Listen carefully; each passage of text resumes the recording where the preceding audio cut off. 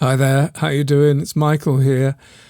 We've got some amazing content to share with you over the next few months. In fact, we've got a backlog from filming in France and filming in Turkey and from closer to home in Devon to share with you. I'll tell you more about that in a moment, but first I'd like to say a few words about the channel, where we are, what we've been up to and what our plans are for moving forward. So it's just me today, because at the time of recording, Rupert has been away on holiday for a couple of weeks and hasn't come home yet. And because Rupert's been on holiday, been away, you may have noticed there hasn't been quite so much content coming out as usual.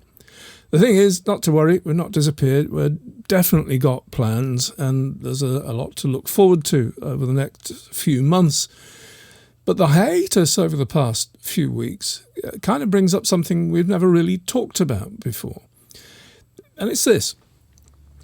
Because we produce a variety of content, we do special reports, we do live magazine programs, talking head podcast shows, and we do the occasional interview, and we make proper location films. We can't be the kind of channel that creates content as regularly as we'd like to. I mean, it takes much longer to produce a half-hour film than it does to produce a half-hour podcast, for example. So, swings and roundabouts. It's a sort of variety versus regularity, if you see what I mean.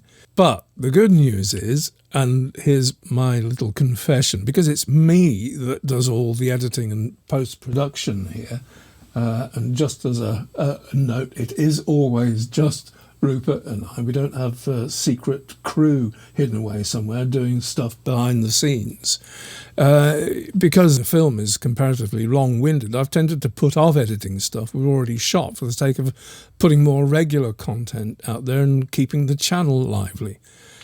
Yeah, as I was saying, the good news is that means there's quite a backlog of Prehistory Guys material in store that is yet to see the light of day, and you've got to look forward to. We've got special shows about the megaliths of Brittany to come, including Karnak, Gavrinis, the stones of Lac-Mériacourt and the Grand Menhir Brisé, and a fascinating topic that is underreported, the Mesolithic burials on the islands of Teviek and Edik.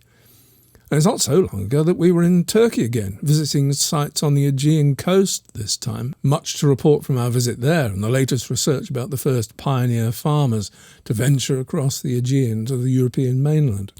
Of course, all that has been made possible by donations to the GÖBEKLI TEPE to Stonehenge project, and we're so grateful to everybody that has enabled those filming expeditions through our Buy Me a Coffee campaign. And talking of which, thanks to your continuing generosity, Rupert and I already booked to go to Serbia this October and visit Lipinski Vir on the banks of the river Danube. It's one of the most important sites in the story of the first farmers of Europe.